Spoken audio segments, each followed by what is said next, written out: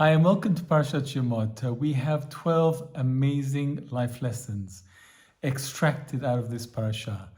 And this is probably the longest conversation between God and a human being. And there's so much to gain from here. So let me ask you a question. If God appeared to you today and asked you to do something that you felt was impossible, how would you answer? Well, Moshe took 7 days to negotiate whether he's going to accept this mission or not. This is in stark contrast to the Avot in Lech Lecha, for example, and Avram immediately left his whole origins and left to the land of Canaan. So let's analyze this beautiful parasha by starting in chapter 3, when we read the following verse. ומשה היה רואה את צאן יתרו, חותנו, כהן מדיין. And the Alshech has two amazing insights here. The first is, he says as follows: when two people, especially when a tzaddik comes in contact with another person, there are some wonderful exchanges of characteristics. We all know that we have a range of expressions of our essence, from a very animalistic side to a very saintly, angelic side. And we choose and we oscillate between those extremes during the course of each day. What happens when you come in touch in front of a tzaddik? The tzaddik pulls you to the more spiritually attuned version of yourself. And that's what he did with Yitro. Up to now, in chapter 2, we've been introduced to Yitro as Ro'el, as Kohen Midian, as Ish, but never as Yitro. It's only when Moshe appears to him and connects with him that he becomes Yitro. Now remember, Yitro is from the word Yeter, and it's referring to the extra parasha that was given in the name of Yitro, in which the Ten Commandments are enlisted. And although this name Yitro was only given to him when he converted at the time after the splitting of the sea and the incident of Amalek, we refer to him now at this stage because of the influence of Moshe. And what was the influence that Yitro had on Moshe? He became a shepherd. As a result of that, he was ro'eh et hatzon. And it's very fascinating. You would think that being a shepherd is a menial thing. It's not much of an expression of your divine mission, and yet Moshe's shepherding of his sheep was the perfect introduction to his real mission, which was to shepherd the Jewish people out of Egypt and into the desert to receive the Torah. The Alshech also mentions a fascinating Kabbalistic idea, and that is that this is not the first time that the two individuals are meeting, Yitro and Moshe, because in a previous Gilgul, in a previous life, they were brothers. Namely, Moshe was able, because it says Moshe Haya, in the past tense, he was a shepherd. Well, who was the first shepherd? Abel. And what happened to him? He got killed by Cain because Cain was jealous of Abel. The jealousy started because each brother was born with a twin sister, but Abel was born with 2 twin sisters to Cain's 1. And Cain was jealous of him, and as a result of this jealousy, it ended up in Abel being killed. In our encounter here between Moshe and Yitro, this is the fixing of that. How is it the fixing? Because now Yitro is actually saving Moshe's life from the midstream. And not only that, he gives him his daughter as a wife, as a tikkun for his jealousy of Abel's other sister.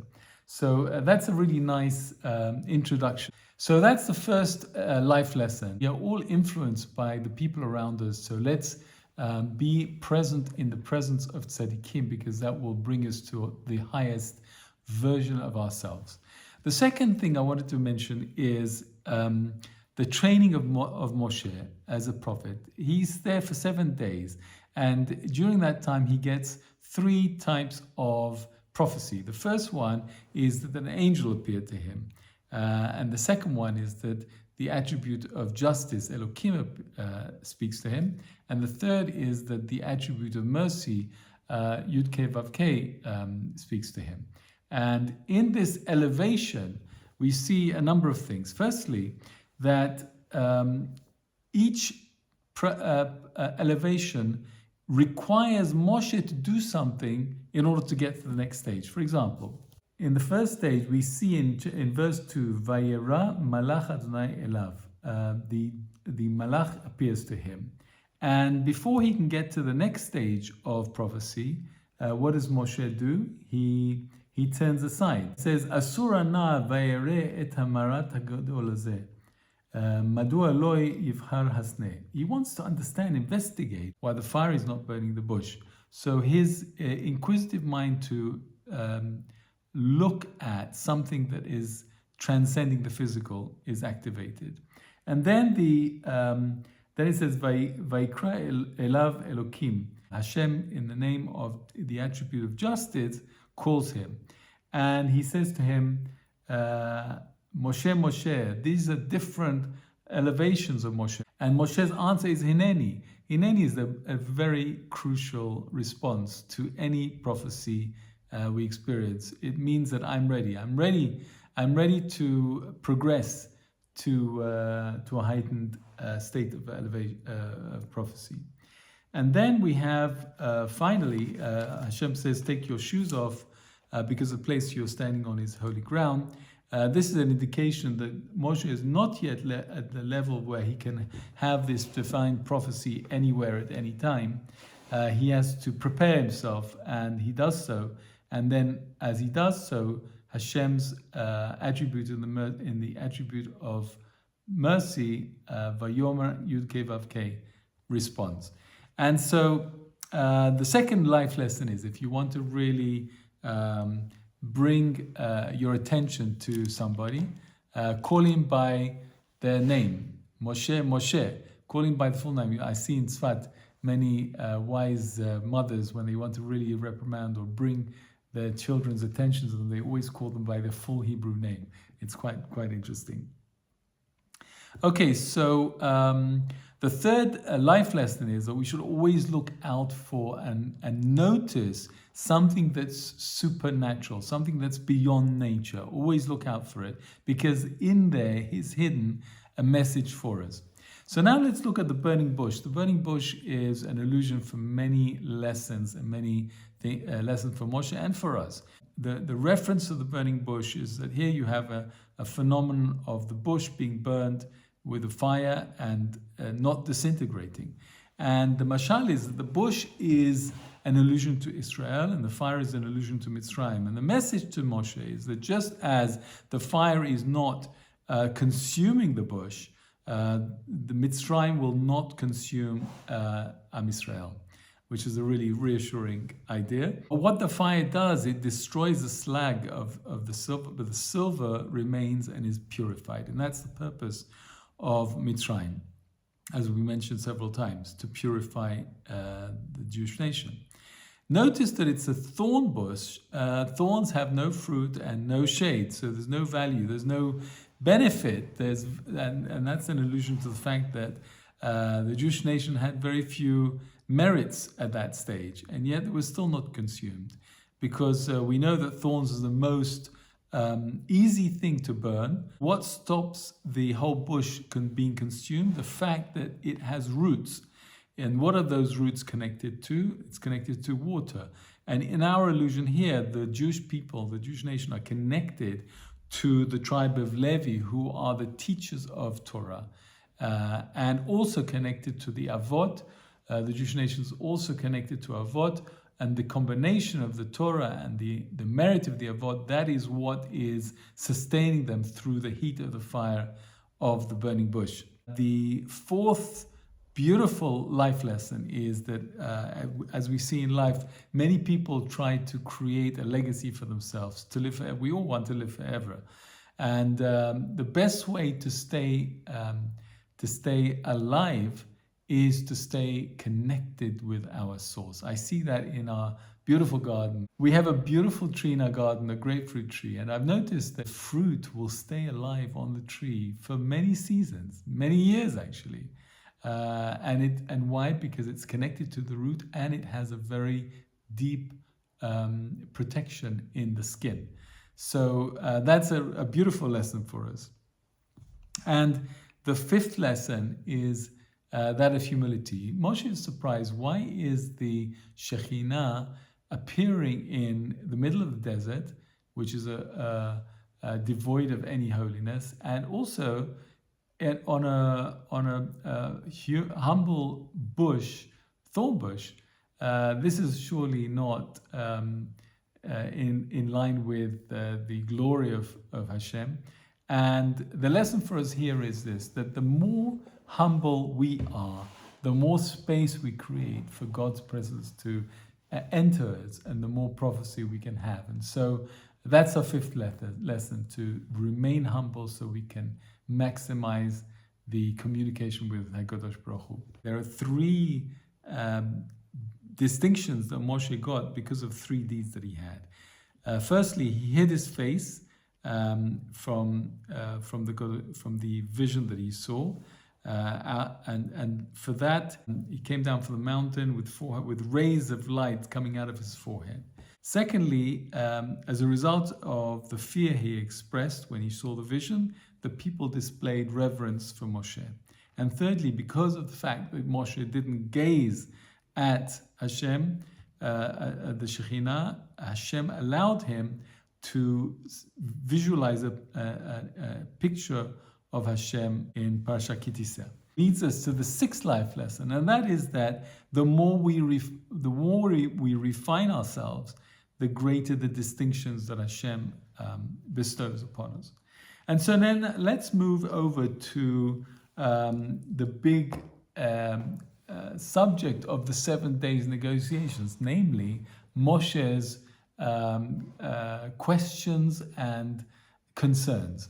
So let's go through them one by one. I'm going to go through all the concerns and then give you Hashem's answer to them. The first is, how can the Shekhinah descend to this lowly place?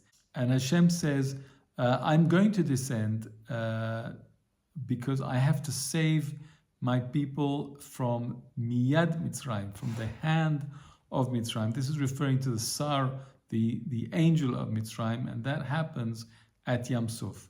And Hashem says the Shekhinah came down to Egypt at the time of Jacob, because had the Shekhinah not been with the Jewish people, they wouldn't have survived this test of Mitzrayim. The second question of Moshe is, why appear in a lowly shrub?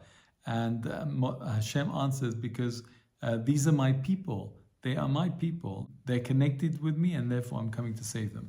The third is, why is it that the Jewish people are suffering through this Mitzrayim, whereas the other offspring of Avraham, namely Ishmael and Esav, were not subject to such a suffering? And Hashem says, well, I'm going to give the Jewish people the promised land. This is a huge prize, and this doesn't come easily. The Jewish people have to earn their right to stay in the land. And how do they earn that? They earn that through undergoing the suffering that they have in Mitzrayim, because that is what will refine them to allow them to stay in Israel. And God says, Ra'ora'iti, twice. I've seen et oni ami Israel b'Mitzrayim. I've seen their suffering already. And so Moshe is saying, so what's changed now? If this was something you were aware of a long time, why ve'ata, and now? Lecha ve'eshalacha. I will, if you agree, I will send you to Pharaoh to take them out. The difference now is Moshe. Moshe is the difference, and this is an awesome idea that Hashem kind of waited for Moshe to turn up so that he can extract the Jewish people out of Egypt. And God says, "Ve'yered leharit." So I will come down to redeem them. He's referring, Hashem at this time, to Yam Suf. Because what happens is that although the Mitzrayim finally didn't interfere with the Jews leaving Egypt, when he came to getting to the frontier, the guardian angel made a serious complaint to Hashem and said, "This is favoritism. You're favoring the Jewish nation. They're both the same. My nation and the Jewish nation are the same. The Egyptians worship Avodah Zarah, so does the Bnei Israel worship the Avodah Zarah." And to answer this, Hashem says, gives Moshe the sign of putting the hand in the chest. When he removed it the first time, it had sarat on it, the leprosy, and when he put it back in and take it out, it had no sarat. This is an allusion to the fact that although the Jewish people were serving Avodah Zarah in Mitzrayim, it was a surface level activity as a result of the environment that they were in. And the moment that Hashem took them out of that environment, they stopped worshiping Avodah Zarah. And then we come to really major concerns from Moshe. The first is, who am I? Mi Anochi. And this is a sense of humility. And Hashem said, good. The more humble you are, the more I'll be able to work with you to extract the Jewish people out of Egypt. Then the second issue for Moshe is Pharaoh. Pharaoh hates me. He wants to kill me. You're asking me to go into the lion's den. I mean, this is a sakana for me personally, Moshe is saying. And Hashem is saying to him, yes, and this is your test. This is your test because this is the time that you are going to show to the Jewish people how you tame the beast being Pharaoh. And it's a beautiful illusion because, as you remember, Moshe had the staff, he had to drop the staff, it turns into a snake, and and Hashem tells him to hold it by the tail, it turns back. When Moshe was living in Pharaoh's palace, he was not afraid of Pharaoh. It was only when Moshe killed the Mitzri and ran away, at that moment, the illusion is he let go of the staff, he ran away from the staff, he ran away from Pharaoh. The moment that Moshe let go of the staff, Pharaoh becomes a vertical snake and he fears him. And Moshe, the real message for Moshe, and this is one of our biggest life lessons in this parasha, is that it's only when we confront our fears that we can convert the illusion of the monster snake into an inanimate object, namely the staff. And that's what Hashem was trying to teach Moshe through this test, through this sign. The next question is, how will I, Moshe, bring out the Jewish people and the Shekhinah out of Egypt? How will I have the strength to do that? And also we know that nobody leaves Egypt from being a slave to freedom. That's never happened before. The ninth concern is, on what merit will the Jewish people deserve to be taken out? As the Sarah of the guardian angel of Egypt said, these worship angels or these worship angels. And so we hear on the question of merit a very interesting thing from the Alshech, and that is that although the Jewish people had 4 attributes that helped them to sustain themselves while they were in Mitzrayim, namely, then they kept their names, their language, they were tzniut, their clothes, and also they were careful about Lashon Hara. That wasn't enough to allow the Jewish people to leave Mitzrayim. And so therefore, Hashem gives them 2 further mitzvot. The mitzvah of Pesach Korban, which is a big test. Are you strong enough in your conviction and connection with God to put the gods of Mitzrayim, namely the sheep, to be slaughtered? And it's indicated that 80% of the Jewish people were not strong enough to do that. The second test, the second merit that God gave them in order to allow them to leave Mitzrayim was the merit of Brit Milah, the 2 damims. And so this now gave the Jewish people enough merit to go out of Egypt, and it's Moshe that takes them out. But when they're stranded in Yam Suf, they've so-called used all their merits. There are no more merits, and the Egyptian army and the angel of Mitzrayim is coming to attack them with accusations to God, and it's at that stage that God has to descend. Vayired lahatzilo. That's the reference that Alshech is saying. That's when the God's attribute of mercy comes down and defends the Jewish people from this, from Yad Mitzrayim, which is the Sar of Mitzrayim. And then the next problem that Moshe has is that, okay, you want me to go to Pharaoh, I'll overcome my fears, but what about the Jewish people? They won't listen to me, they won't believe me. And there's a whole issue about, what name shall I say by whom I came here? And there's a whole really long passage discussing this. And if I can sum it up like this, it's as follows. The Jewish people want to know with who, in two things. Who appeared to Moshe? What aspect of Hashem appeared to Moshe? And what aspect of Hashem is going to take them out of Egypt? Is it the aspect of justice? Is it the Elokim? If that's the case, the Jewish people don't think they've got enough merit to go out, as we've indicated before. And we're told here that Moshe has, for the first time in history, a divine revelation in the level of Yud Kei Vav Kei, something that even the Avot didn't have. And so Moshe is saying, if I go to the Jewish people and tell them that Yud Kei Vav Kei appeared to me, they'll laugh at me. They'll say, who are you? What are you, better than the Avot? Hashem didn't, Yud Kei Vav Kei didn't appear to Avot. You're better than them? They won't believe me. And so God says to him, don't focus on the divine revelation you've just experienced. Focus on who sent you. And Ekyeh Shelachani.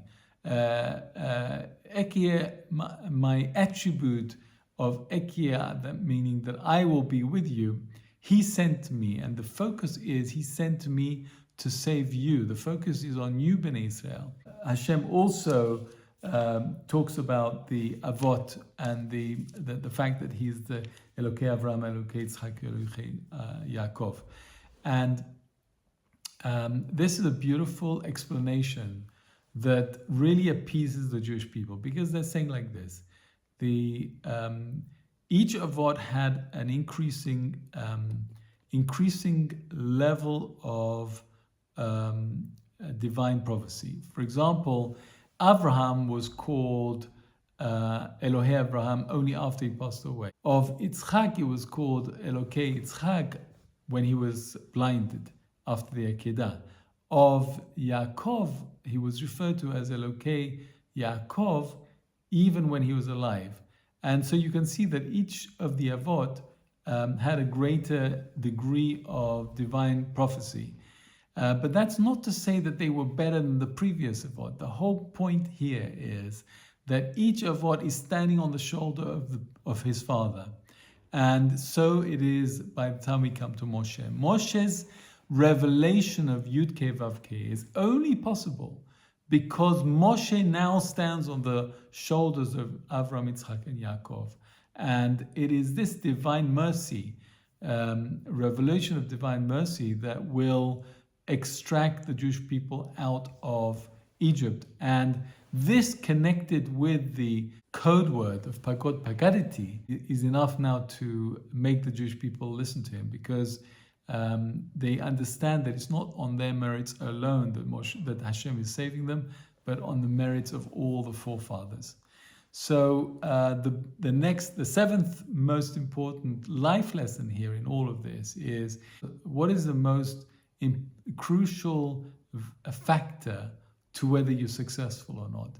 And from here we learn that the most important factor, one of the most important factors, is, am I worthy to be saved? Am I worthy to receive this blessing? That was the answer that Moshe gave to the Jewish people. You are worthy, not because of your merits, but because you're standing on the shoulders of your forefathers. We come to the final message with the name, Ekyeh Asher Ekyeh. He who assisted you with Pharaoh, he will surely assist you with the people of the Jewish people. And now the Holy Alshech asks the question, why is God referring to the land of milk and honey? And he answers because the whole process of going to Egypt is to refine our characters, to be able to warrant to be taking the possession of the land. And so the eighth really important life lesson to us is that we're blessed to be here in Israel.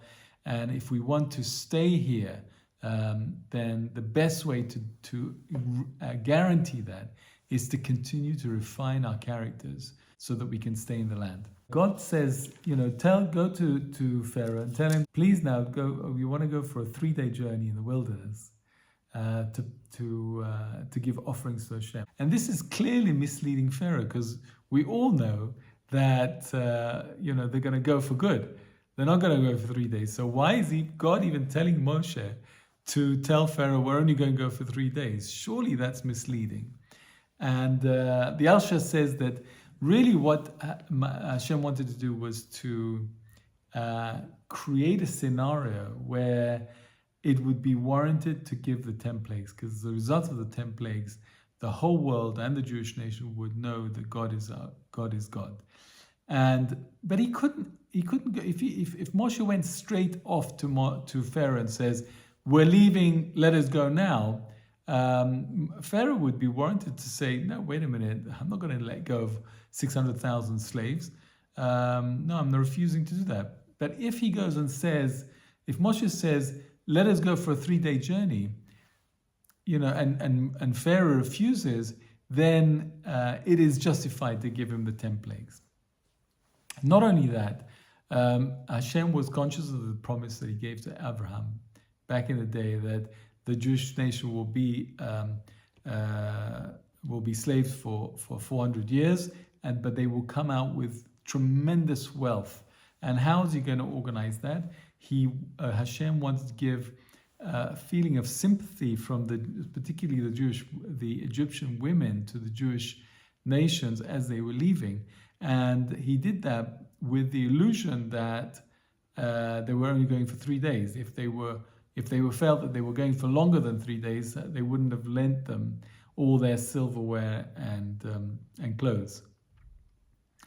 And now we come to the next complaint or concern of Moshe. And Moshe says, Bi Adoni, lo ish devarim anochi. I'm not a man of words.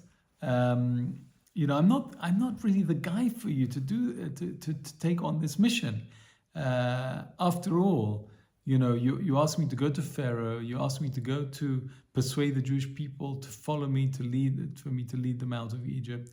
How can I do that if I don't have the most fundamental tool, and that is the tool of clear speech? Obviously, if you haven't fixed my stutter over these last 7 days while we're negotiating, it's clear to me that I'm not the right one. And God says, Vayomer Adonai elav, mi sampe la'adam. Who gives man the ability to speak, or to hear, or to see? Surely it's I, and if I'm doing that, then I can clearly solve your stutter. The fact that I haven't solved your stutter is an indication to you that you don't need it.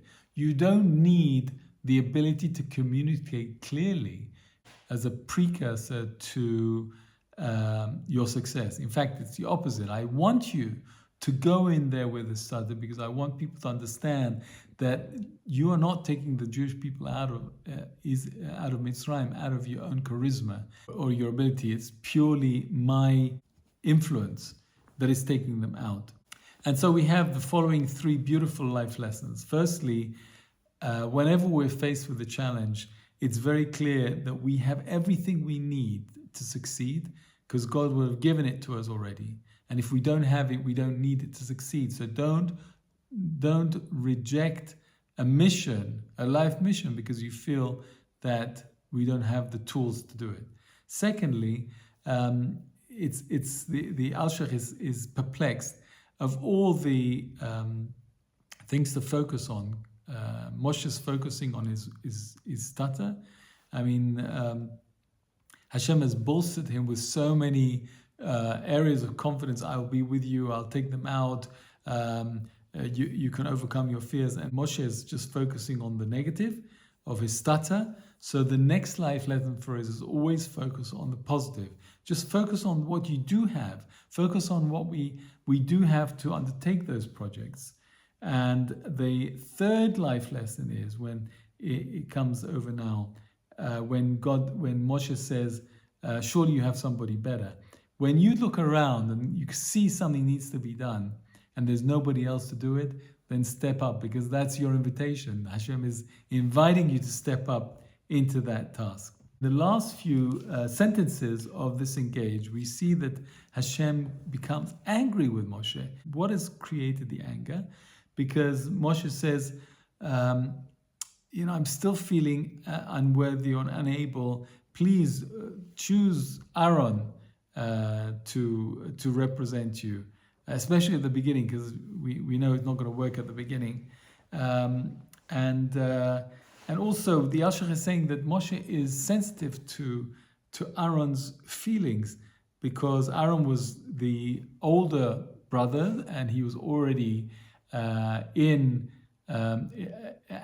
as the spokesman of Hashem. And all of a sudden Moshe is going to come and say that Hashem has now chosen me to be the spokesman.